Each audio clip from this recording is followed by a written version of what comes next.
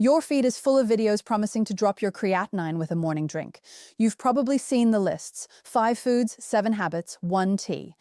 But here's what every single one of those videos leaves out.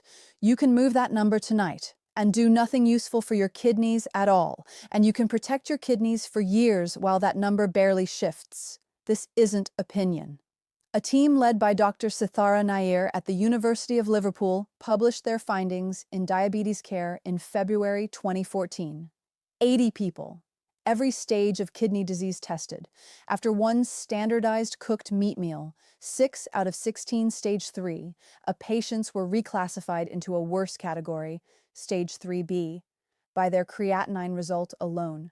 Their kidneys had not changed. One meal moved them across a line that triggers different medications, different restrictions, and different conversations with their doctor. The effect was gone after 12 hours of fasting. One dinner, a different stage, same kidneys. So here's the answer. Up front, creatinine is not a toxin your kidneys are struggling to push out. It's waste your muscles make every day at a steady rate. Think of it as exhaust from an engine. The test reads the exhaust. It does not measure how well the engine filters. 2 things move that exhaust reading, and only one of them is your kidneys. The first is what you ate. Cook meat, and the creatine inside it converts to creatinine. You absorb it directly. Your reading climbs for hours. Nothing about your filter changed. The second is how much muscle you carry. More muscle, more exhaust. And here's the part almost no one mentions. Less muscle means less exhaust. If you've lost muscle with age, and most people over 60 have, your creatinine can read reassuringly low while your kidneys are quietly struggling. The number looks fine, the filter isn't. That's the trap. Not just that the number can look worse than your kidneys are, it can look better. The one number to carry out of this opening: 12 hours. That's how long a cooked meat meal can shadow your result. But the fix isn't just skipping the steak the night before your draw. The fix is a different test, and then knowing when to ask for it by name. That is what the next hour is about. Right now, you're in one of 2 places. Your creatinine went up last visit, and you've been trying to figure out what you did wrong, what to eat less of, what to cut. That's door A. You're chasing a number, not a kidney. Or your creatinine has been holding steady, maybe even looks decent, and you've been quietly relieved. That's door B. And depending on how much muscle you've lost over the last few years, that steadiness may not mean what you think it means. You cannot tell from one number which door is yours. That is the whole problem. And it is exactly what the morning drink video doesn't tell you, because the morning drink video needs you to believe the number is the thing. By the end of this hour, 3 things will be different. You'll know exactly what your creatinine reading does and doesn't tell you, and which other number belongs beside it on every future lab report. You'll understand the structural reason your last visit probably didn't surface this, and why that's not your doctor's failure. And you'll have the exact sentence that gets the right test ordered and noted in your chart. If you have your last kidney results in front of you, the creatinine, the eGFR, pull them up now. If not, picture the number your doctor read out last time.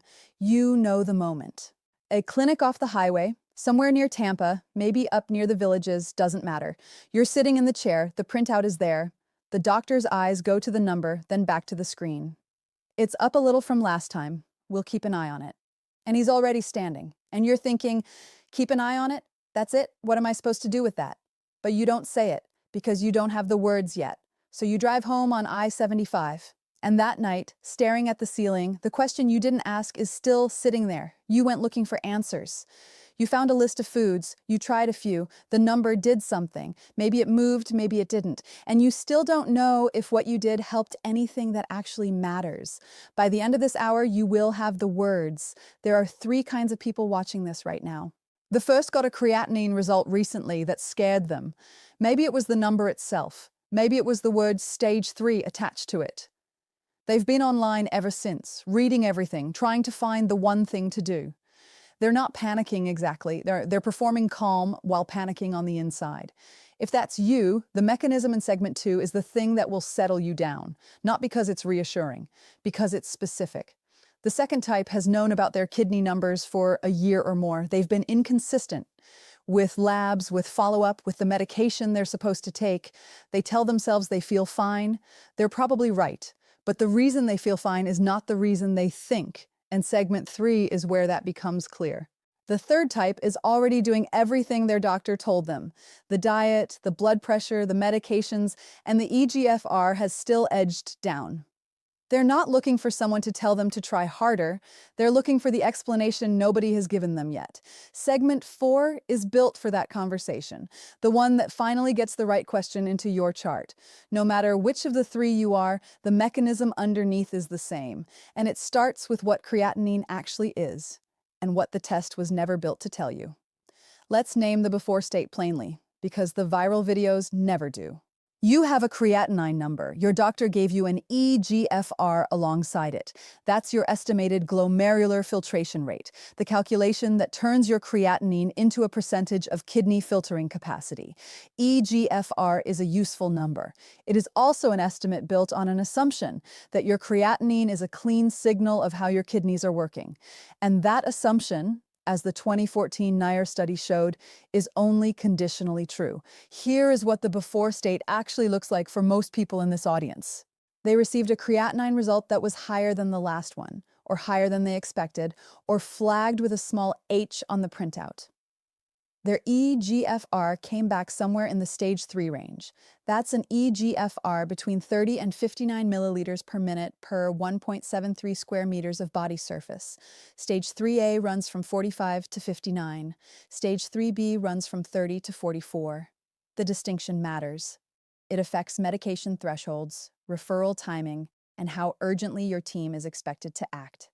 And the NIRE team at Liverpool showed that in stage 3A specifically, the group with an eGFR between 45 and 59.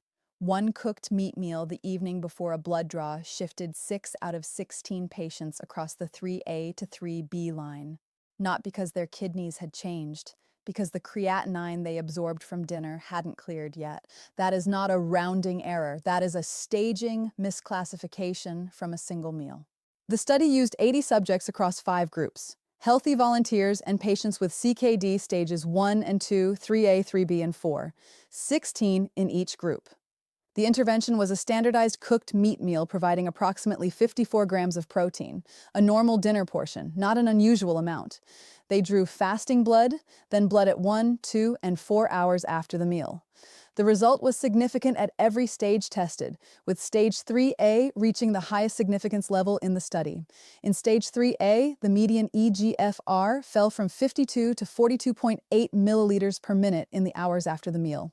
That is a drop of more than 9 points from one dinner. The mechanism starts in the pan. When you cook meat, the creatine stored in muscle fiber converts to creatinine through a heat-driven chemical change.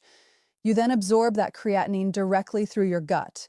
It enters your bloodstream, raises your measured level, and your calculated eGFR drops in lockstep. The NIRE team confirmed the effect cleared completely after 12 hours of fasting in all participants across every stage. What this means practically: if your blood was drawn after a normal dinner the night before or a morning of eggs and bacon before an early appointment, your result may carry a dietary signature that has nothing to do with your kidney's filtering capacity. Your nephrologist sees the number. The number doesn't come with a note about last night's meal. Now here's the less comfortable side of the same trap. The NIRE study documented the upward direction, the meal that pushes creatinine higher. But the exhaust engine analogy cuts both ways, and the downward direction is the one that scares nephrologists more in a 60-plus audience. Creatinine generation depends on muscle mass. The more muscle you carry, the more creatinine your body produces at rest, independently of what you eat and independently of how your kidneys work. This is why a muscular 45-year-old and a frail 75-year-old with identical kidney function can produce very different creatinine levels. The muscular patient's number looks elevated. The frail patient's looks fine. Sarcopenia, the progressive loss of muscle that accelerates after 60, quietly reduces creatinine production. As someone loses muscle mass with age, their baseline creatinine generation drops. Their measured creatinine may hold steady or even fall over time, not because their kidneys are stable, but because the engine producing the exhaust is getting smaller. The filtration percentage is declining. The exhaust reading is declining with it, masking the change. A 2016 analysis published in the American Journal of Kidney Diseases, led by Dr. Devasmita Chowdhury at UT Southwestern, examined how muscle wasting affects creatinine-based eGFR estimates in older CKD patients and found that creatinine-only equations can substantially overestimate kidney function in patients with significant muscle loss, meaning a patient's true GFR can be meaningfully lower than what the creatinine-based formula reports. The number on the report looks stable, the kidney underneath is not. This is the second half of the creatinine trap, the version no one tells the 60-plus audience, the one where the reassurance is itself the problem.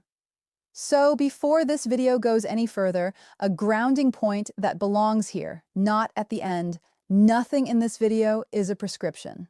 Your creatinine, your eGFR, and the test you're going to hear about in the next segment all mean different things depending on your stage, your age, your muscle mass, your medications, and your most recent labs.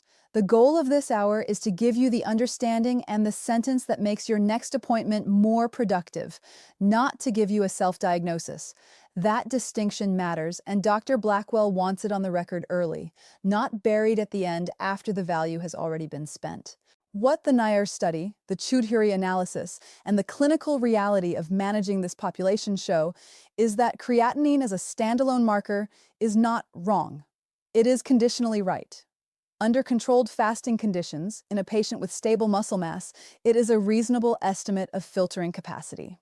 Under the actual conditions of most routine lab draws, non-fasting in an aging population losing muscle at a rate of roughly 1 to 2% per year, it is a marker with built-in noise that the standard interpretation process does not account for. The 2021 National Kidney Foundation and American Society of Nephrology Task Force recognized this. They published updated guidance in September 2021 recommending increased use of Cystatin C, a separate filtration marker produced by nearly all cells in the body, not by muscle, combined with creatinine as a confirmatory assessment of kidney function. The combined equation is more accurate than creatinine alone precisely because Cystatin C does not depend on muscle mass, diet, or whether you had a steak the night before your draw. That combined test, creatinine plus Cystatin C, is the confirmatory step the Nair study and the NKF-ASN guidance are pointing toward. It's not a replacement for creatinine, it's the correction that tells you which number to trust. Here's where this lands for you specifically. If you are in stage 3A, eGFR between 45 and 59, with no protein in your urine, the NKF-ASN task force specifically recommends Cystatin C as a confirmatory test, because that is exactly the range where the creatinine estimate has the most clinical consequences and the most noise. A 9-point eGFR swing from one dinner is the difference between stage 3A and stage 3B in that range. And a stage 3B classification opens a different set of conversations than a stage 3A.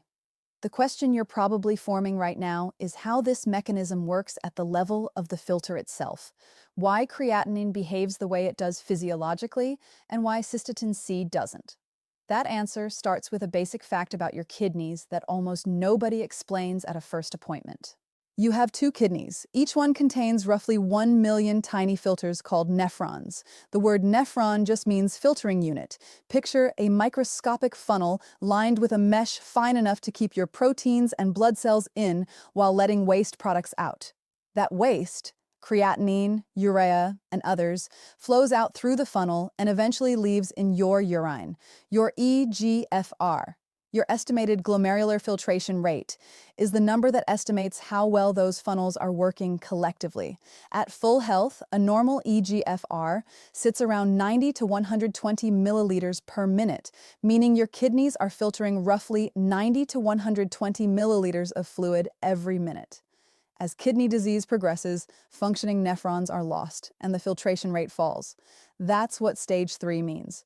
Your eGFR has dropped to between 30 and 59, roughly half to 2/3 of full filtering capacity. Now here is the part that changes how you read every future lab result. The formula that calculates your eGFR does not directly measure how many nephrons are working or how fast they're filtering. It backs into an estimate of filtration by measuring something that a healthy filter should be clearing: creatinine. The logic goes like this. If your creatinine is rising, your filter must be struggling to clear it, and your eGFR must be falling. That logic is sound under one condition: that the amount of creatinine entering your blood is stable. The moment that input changes from a meal, from muscle loss, from a creatine supplement, the output of the calculation changes with it, even though the filter hasn't moved. Think of it this way. The exhaust gauge on your dashboard measures how much exhaust is coming through the pipe. That's a reasonable proxy for how hard the engine is working, as long as the engine size is constant. The moment the engine changes size, the gauge reads differently. Smaller engine, less exhaust. Not because the engine is running cleaner, but because there's less of it running. That is precisely what happens with aging and sarcopenia in this audience.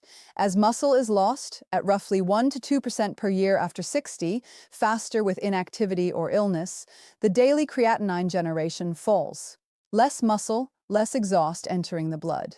If the filter's capacity is also declining over the same period, but the exhaust input is declining at a similar rate, the creatinine level can hold flat. The eGFR calculation reads that flat creatinine as stable filtration. But the filter has lost capacity. The gauge is holding steady because the engine got smaller, not because the engine is fine. This is not a theoretical concern. A 2020 paper by Dr. Marina Vasilyeva and colleagues examining eGFR estimation methods in elderly CKD patients found that creatinine-based equations systematically overestimated kidney function in patients with reduced muscle mass, in some cases by more than 15 milliliters per minute. 15 points. That's the difference between stage 2 and stage 3A, or between stage 3A and stage 3B, depending on where you start. So what does Cystatin C measure, and why doesn't it have this problem? Cystatin C, the full name is Cystatin C, a cysteine protease inhibitor, is a small protein produced by nearly every nucleated cell in the body at a remarkably constant rate. It doesn't depend on how much muscle you have. It doesn't change meaningfully based on what you ate the night before your draw. It is produced steadily, it enters the blood, and the kidneys filter it out. When the filters slow down, Cystatin C builds up in the blood, proportionally and reliably, without the muscle mass confounders that make creatinine noisy. The 2021 NKF-ASN task force established that combining creatinine and cystatin C into a single equation, the 2021 CKD-EPI creatinine-cystatin C equation, produces a more accurate eGFR than either marker alone. It corrects for the cases where creatinine reads low because muscle has been lost. It corrects for the cases where creatinine reads high because someone ate a large steak the evening before. The combined estimate sits closer to what a direct measurement of filtration would show. This is the specific situation where the gap between the two markers matters most. When your creatinine-based eGFR and your cystatin C-based eGFR agree within roughly 5 to 7 milliliters per minute of each other, the creatinine estimate is probably reliable and the confidence in your staging is higher. When they diverge, when the creatinine says 3A and the cystatin C says 3B, or when the combined estimate lands meaningfully below the creatinine estimate alone, the divergence itself is the signal. It means the creatinine is being pulled by something other than kidney function, and the combined estimate is the more trustworthy number. There is one more piece of the mechanism that belongs here because it is one of the most consequential and least discussed dynamics in CKD management at this stage. When kidney disease progresses, when nephrons are lost, the remaining nephrons don't simply do less work. They compensate. They filter harder. They run at higher internal pressure, what nephrologists call glomerular hypertension or hyperfiltration, to keep total filtration from dropping as fast as the number of working nephrons suggests it should. This compensation is why stage 3 can feel like nothing at all. Your body is producing a heroic workaround, and the workaround is largely invisible. The problem is that the same elevated internal pressure that maintains filtration in the short term is damaging the compensating nephrons over the long term. Think of a work crew that loses half its members and responds by running double shifts. The short-term output holds up. Over years, the crew burns out. The The nephrons doing the compensating work are accumulating strain. Eventually, they fail too, and the rate at which they fail is directly influenced by how high the internal pressure runs. Two things drive that pressure higher: excessive dietary protein, because each protein load requires filtration to process the nitrogen waste, and poorly controlled blood pressure, because systemic pressure is transmitted directly into the filter. Two things reduce it: moderating protein to a level appropriate for your stage, and medications that relax the filtration inlet. That second category includes ACE inhibitors, ARBs, and SGLT2 inhibitors, the exact class of drugs the competitor video correctly highlighted.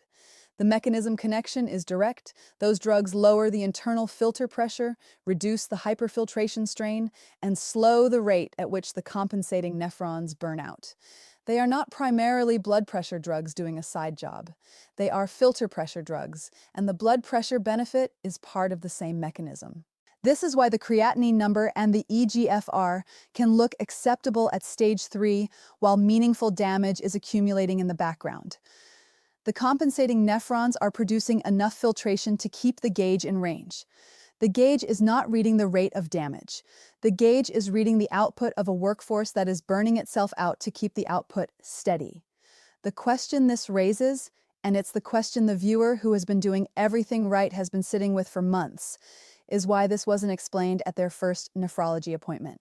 Why the mechanism of hyperfiltration, the significance of the creatinine confounders, and the availability of confirmatory testing weren't part of the first conversation.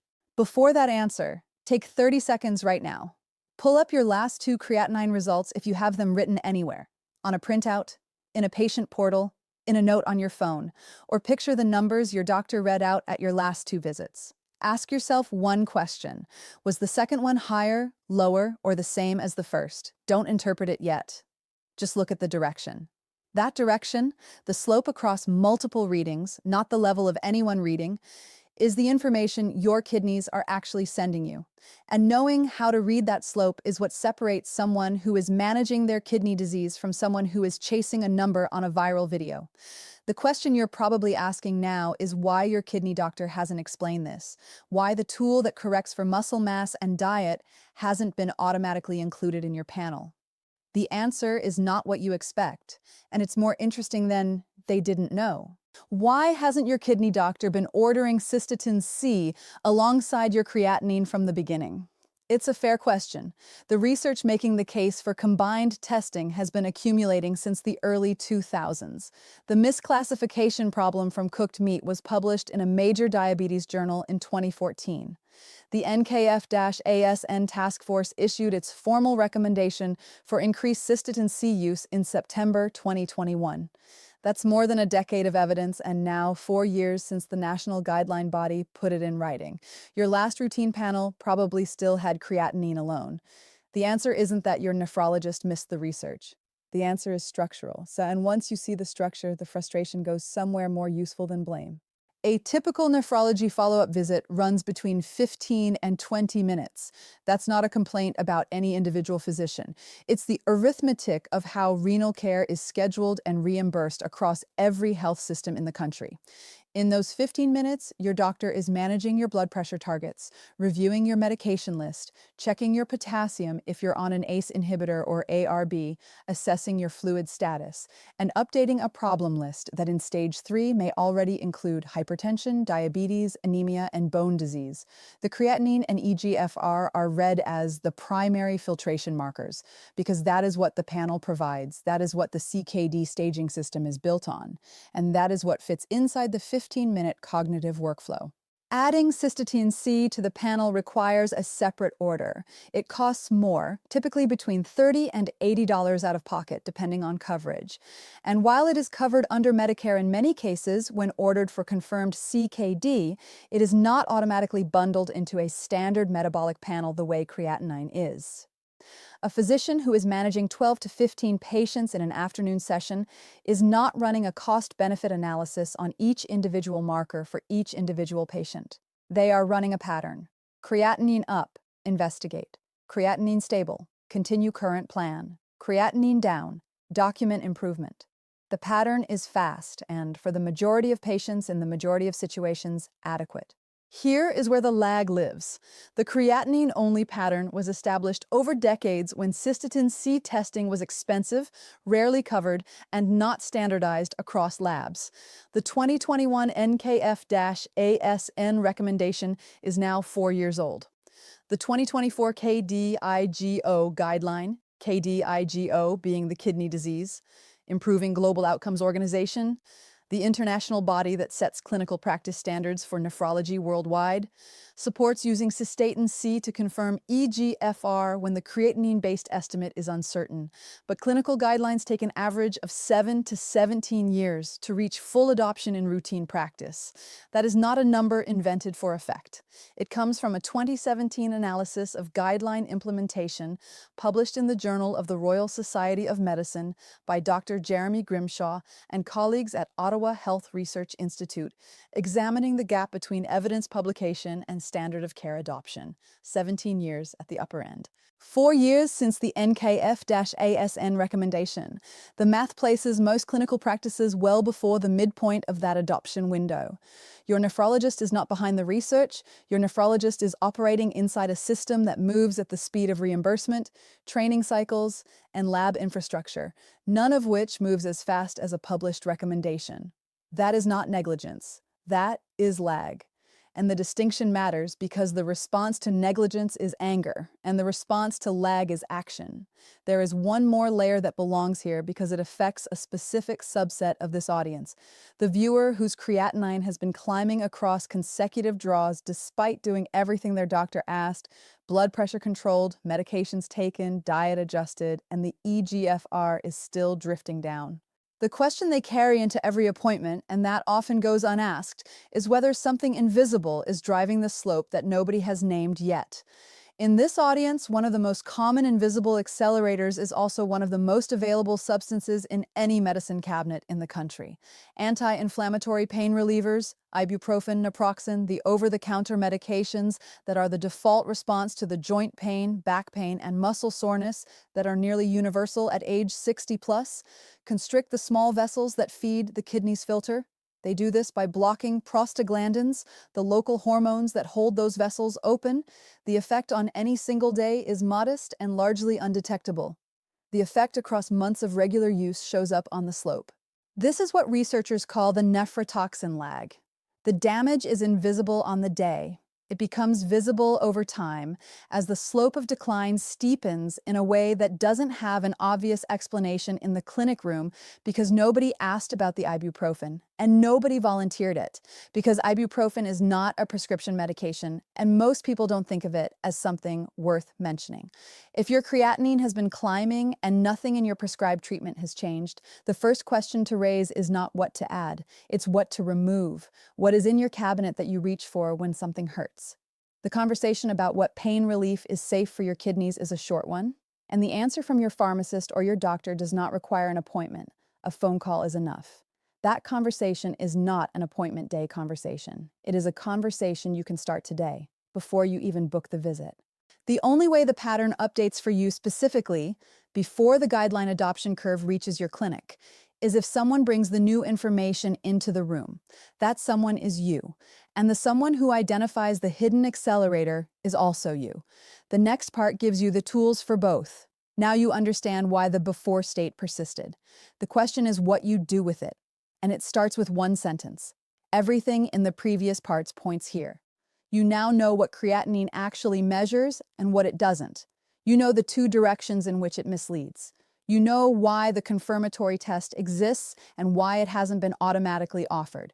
And you know the hidden accelerator that may be pushing your slope faster than the baseline disease alone. The appointment conversation that follows from all of that has a specific shape.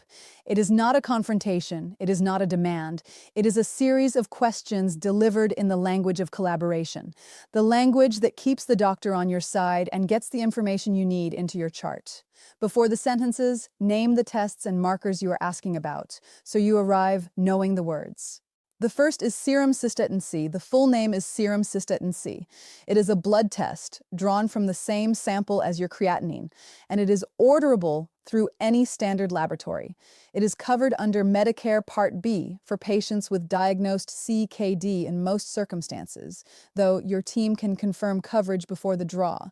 What you are asking for is this marker added to your next kidney panel, and specifically for the combined eGFR calculation that uses both creatinine and cystatin C together. That combined estimate is called the 2021 CKD-EPI creatinine cystatin C equation. You do not need to say that phrase in the appointment. You say, "I'd like to add cystatin C to my next kidney panel so we can look at the combined estimate." The second is the creatinine slope, your eGFR trend across multiple visits written down in one place, not a single number, the line. If your patient portal doesn't display it as a graph, ask your care team to pull your last 4 eGFR values with the dates and read them to you, or request a printout. 3 or 4 readings across 12 to 18 months tell you whether your trajectory is 1 milliliter per minute per year, the expected pace of aging, or 3 to 4, which is progression that warrants clinical attention. The third is a question about what you take for pain, not a confession, a question. My pharmacist mentioned that some over-the-counter pain relievers interact with kidney function at my stage. Can you tell me what's safe for me to use? And should I note in my chart what I've been taking? That framing protects you. It invites the doctor into the conversation rather than putting them on the defensive, and it gets the answer documented. Now, the sentences. The opening sentence for this conversation is this: "I've been reading about a blood marker called Cystatin C that can help confirm whether my eGFR estimate is accurate, especially because of the muscle changes that happen with age. Would you be willing to add it to my next panel?" That sentence does several things at once. It attributes the origin of the question to reading, not to distrust. It names the specific mechanism, muscle changes, which is both accurate and non-confrontational. And it ends with a question that makes it easy to say yes. Most nephrologists who hear that question will recognize the 2021 NKF-ASN recommendation immediately. The ones who don't will either ask what you've been reading, which opens a productive conversation, or indicate they're familiar with it and explain their clinical reasoning for or against it in your specific case. Your doctor may respond in one of 3 ways, and each has a path. The first response is yes. They order cystatin C for your next draw, the combined estimate comes back, and you now have a more accurate picture of where your filtration actually stands. If the combined estimate is close to your creatinine-only eGFR, the creatinine estimate was probably reliable all along, and that is valuable information, not a waste of time. If they diverge, the divergence tells you something important about the size of the muscle mass confounder in your specific case. The second response is, "We don't routinely order that here." This is not a refusal, it is a systems answer. The response is, "I understand. Is there a circumstance where you'd consider it? I ask because my eGFR sits in the stage 3 range, and I want to make sure I understand my true baseline before we make any decisions about treatment thresholds." That framing is specific and reasonable. It positions the test as a baseline clarification, not a challenge to the current plan. The third response is a flat no without clinical reasoning. That is rare, but it is a signal worth noting, not to escalate in the visit, but to ask at the end. "Would you be willing to note in my chart that I asked about cystatin C and what we decided, so it's part of my longitudinal record?" That question is the keystone sentence. It is the most important thing in this part. The sentence is this: "Would you be comfortable noting in my chart that I asked about adding cystatin C to my panel and what we decided, so the question is part of my record going forward?" This sentence does something that no amount of in-visit persuasion can do. It documents the conversation.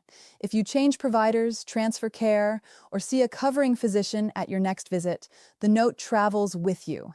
It establishes that you are an active participant in your care and that you have asked a specific question that reflects current guideline thinking. A physician who has declined and documented the decline has put their reasoning on record, which means the next physician who reviews your chart sees the question, sees the answer, and can make their own assessment. The document is the protection, not the argument. A few things not to do in this appointment. Don't open with the phrase, "I watched a video that said." That framing hands the doctor an easy out. They can redirect to the general unreliability of health content online without engaging the specific question. Instead, say, "I've been reading," or "I came across some research." Same information, different frame. Don't push for a same-day answer if the doctor seems uncertain. The response, "Can we revisit this at my next visit so you have time to look at it?" is a win. The question is now in their workflow. And don't leave without the chart note. That is the one non-negotiable. There is a second conversation that belongs at this same appointment, and it is the one other videos often raise correctly but do not give you the sentence for. If you have stage 3 CKD, eGFR between 30 and 59, and you have not had a conversation with your doctor about SGLT2 inhibitors, that conversation is overdue. SGLT2 inhibitors, sometimes called the flozins, dapagliflozin and empagliflozin are the two most studied names, started as diabetes drugs. They are now recognized as kidney protective agents in a broad population that includes many people without diabetes. The mechanism, in plain terms, each of your remaining kidney filters has a pressure sensor near its inlet. When the filter is running in overdrive, compensating for lost nephrons by filtering at elevated internal pressure, that sensor can be reset. SGLT2 inhibitors reset it. The filter stops running at maximum pressure. Less wear per filtering cycle. Slower progression over years. The EMPA kidney trial, published in the New England Journal of Medicine in 2022, enrolled more than 6,600 patients with CKD and tested empagliflozin against placebo. 54% of the enrolled population had no diabetes. The trial showed a significant reduction in kidney disease progression and cardiovascular death across the study group, with the benefit extending clearly into the non-diabetic population. The DAPA-CKD trial, also in the New England Journal of Medicine, published in 2020, confirmed the same pattern with dapagliflozin. These are not small signals in specialty populations. They are large, well-designed trials showing that a class of medication most people in stage 3 have never been offered can slow the rate at which the exhaust reading climbs by addressing the underlying filter pressure that drives both the progression and the reading. If you have diabetes alongside your CKD, the 2024 FLOW trial, published in the New England Journal of Medicine, added semaglutide, a GLP-1 receptor agonist sometimes known by the brand names Ozempic or Wegovy, to this picture. The FLOW trial enrolled 3,533 adults with type 2 diabetes and CKD. The primary outcome, a composite of kidney failure, a sustained drop in eGFR, kidney-related death or cardiovascular death, was reduced by 24% in the semaglutide group compared to placebo over a median follow-up of 3.4 years. This applies specifically to people who have both diabetes and CKD. It does not apply to CKD without diabetes, and that distinction matters. The appointment sentence for SGLT2 inhibitors is this: I've been reading about SGLT2 inhibitors as a kidney protective option for stage 3 CKD. I know they started as diabetes drugs, but have been studied in people without diabetes too. Have we discussed whether I'm a candidate, and would you note in my chart that I asked? That sentence accomplishes the same thing as the Cystatin C sentence. It puts the question on record. It frames the ask in the language of eligibility rather than demand. And it does not require a yes in the room. It requires a documented conversation. Do not stop, start, or change any kidney medication based on what you've heard here. Do not skip a dose. What you're doing right now is building the understanding that makes your next appointment more specific, not replacing it. Every medication decision, every dose, every threshold question routes through your kidney team. The sentences you've just heard are the tools to make that conversation happen. The clinical decision belongs to your doctor and to you together. Now you have the research, the mechanism, the before state, the confirmatory test, and the exact sentences that put both questions on your chart. But there's one more thing. And it's the thing that makes this work not just at your next appointment, but at every appointment for the rest of your life. Sit back for a moment and picture this. You're at your next nephrology appointment, 6 months from now, or 3, whenever your next draw is scheduled. But this time, you walk in differently. You have your last 4 eGFR values written down. the dates and the numbers, on a piece of paper or in your phone. You know the direction of the line. You know whether the slope is 1 milliliter per minute per year or something faster. You have one question about Cystatin C prepared and one about the SGLT2 question, and you have made a note of what you take for pain. You are not walking in with a list of demands. You are walking in as someone who has done the preparation that makes the 15 minutes count. The doctor pulls up your chart. You ask about the Cystatin C addition. The doctor says yes, or explains why not, and you ask for the note. You ask about the SGLT2 question, or it comes up naturally from the chart note that's already there from last time. The pain relief question goes in 2 sentences. By the end of the visit, 3 specific things are documented: the test question, the medication conversation, and the analgesic safety check. You drive home, and you can describe every one of those decisions and why they were made. Not because you studied medicine, because you walked in knowing which questions belonged in the room. That is the first future. Now picture the second. You're at a family dinner, maybe a few months after that appointment. Someone at the table, a brother, a sister, an adult child, a close friend, mentions that their doctor said their creatinine is up and they're trying to figure out what to eat to bring it down.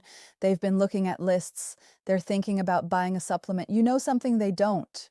You know that the number may have had more to do with last night's dinner than with their kidneys. You know that the direction of the slope across multiple draws is more informative than any single result. You know the name of the confirmatory test and the sentence to ask for it. You know that a class of medication they've probably never heard of may be the most important conversation they could have with their nephrologist next week. You are not a physician. You are not diagnosing anyone. But you are the person at that table who knows enough to say, before you change your diet, ask your doctor about adding Cystatin C to your next panel and ask whether you're a candidate for the kidney protective medication they've been using in the trials. 2 sentences. Not a lecture, not a referral, just 2 sentences that could change the trajectory of someone's next appointment. That is the second future, and it is what this work was built for. The identity that comes out of this is not a patient who is managing numbers. It is someone who reads the trend, not the dot. Someone who knows the difference between a reading that moved and a kidney that changed. Someone who walks into any future appointment, with any number on any panel, and asks the same question: what else explains this and how do I confirm it? That skill transfers to your UACR, to your potassium, to your phosphorus trend, to every result your care team reads off a report in a 15-minute visit. The same question, what else explains this and what is the confirmatory step, is the question that the exhaust reading framing unlocks for you permanently. Not just for creatinine, for everything on the panel. You came here because a number moved. You're leaving with the reason not to let a number decide what you do next. Now to the 5 search-shaped questions, the ones people type into a browser at 2 in the morning and rarely get a grounded answer to. Can I lower my creatinine fast by drinking more water? The short answer is temporarily, and in a narrow sense. If you are dehydrated when your blood is drawn, your blood is more concentrated, and your creatinine reads slightly higher than it would in a normally hydrated state. Drinking normally before a draw corrects that. But the CKDWIT trial, a randomized clinical trial, led by Dr. William Clark at London Health Sciences Centre in Ontario, published in the Journal of the American Medical Association in May 2018, tested exactly this question in 631 adults with stage 3 CKD. One group was coached to drink at least 1 additional liter of water per day. The other maintained normal intake. After a full year, the extra water group showed no significant difference in eGFR decline compared to the control group. More water did not protect the kidneys. Drink normally, aim for pale yellow urine, and don't force water as a treatment. The money you'd spend on a detox tea does more work put toward your next lab draw. Is a high creatinine always a sign of kidney damage? Not always. And this distinction is the whole point of the creatinine trap. A high creatinine can reflect large muscle mass, a recent cooked meat meal, creatine supplementation, or dehydration, any of which can push the number up in a person whose kidneys are filtering normally. The 2014 Nair study in diabetes care showed that 6 of 16 stage 3A patients were reclassified into a worse CKD stage based on a post-meal creatinine result, without any change change in kidney function. If your creatinine is elevated and you are muscular, exercise regularly, supplement with creatine, or had a meat-heavy meal before your draw, a confirmatory Cystatin C test is the appropriate next step, not a dietary overhaul. Never use a single result to self-diagnose. The trend across 3 or more readings, ideally fasting, tells you more than any individual data point. What is Cystatin C, and why doesn't my doctor automatically test it? Cystatin C is a small protein produced at a steady rate by nearly every cell in your body. Because its production does not depend on muscle mass or diet, it gives a cleaner signal of how well your kidneys are filtering, one that isn't confounded by what you ate the night before or how much muscle you've gained or lost. The 2021 NKF-ASN Task Force recommended increased use of Cystatin C combined with creatinine as a more accurate eGFR estimate. Your doctor may not be ordering it routinely because it requires a separate lab order, carries an additional cost, and standard metabolic panels are built around creatinine. The adoption of new testing protocols moves slowly across health systems, often 7 to 17 years from evidence publication to standard of care use. You can ask for it specifically at your next appointment. The sentence is, would you add Cystatin C to my next kidney panel so we can look at the combined eGFR estimate? Can the foods I eat actually protect my kidneys, not just move the number? Some food changes have documented effects on the forces that drive kidney decline, and it is worth being specific about which ones because the list is shorter and more targeted than the viral videos suggest. Cutting sodium reduces blood pressure and the pressure transmitted into your filters. That has real, documented benefit at every CKD stage. Reducing inorganic phosphate additives, the kind listed on ingredient labels as anything containing PHOS, cuts the phosphate load that failing kidneys struggle to clear, which has downstream effects on bone and artery health. The phosphate in processed food and dark colas is absorbed at nearly 90 to 100% efficiency, versus 40 to 60% from the natural phosphate in whole foods. And additive phosphate doesn't have to print a quantity on the label. The action is simply to flip the package over and look for anything with PHOS in the ingredient list. A plant-forward Mediterranean-style eating pattern, the one the 2024 KDIGO guidelines point toward, has the broadest evidence base for supporting kidney and cardiovascular health together. These are food changes that address real mechanisms.